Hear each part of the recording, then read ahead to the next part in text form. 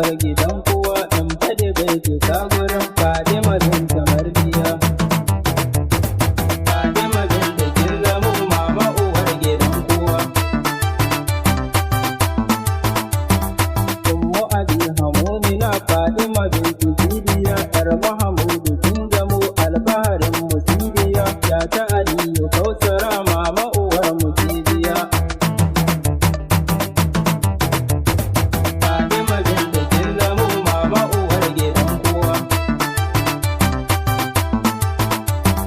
Zan faɗi ɗan kaɗan cikin tarihin ki ya uwar mumin ne gaba ɗaya matar aligin biyaran auren ki zan faɗa wa taron madan ya zo shekaru guda biyu bayan hijira ya zo. Fadima bintu kinzamo mama uwar gidan kowa.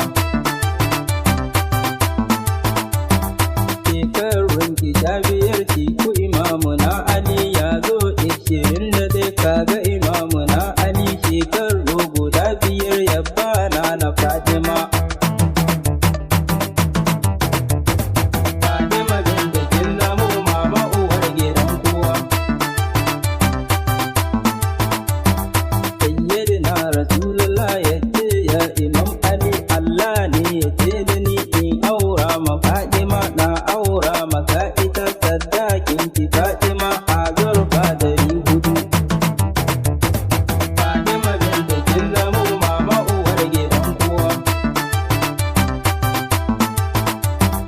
Auren na Fadima Allah ya daura mata kan sama an yi hidima nan kasa an yi hidima har da mala'iku duka sun sauko gaba daya.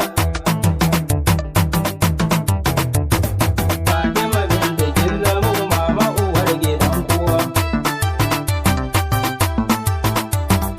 Auren na Fadima annabi yayi farin ciki auren na Fadima annabi yayi addu'a rabbi ya amsa addu'a har ya ba su 'ya'ya ma har suka zo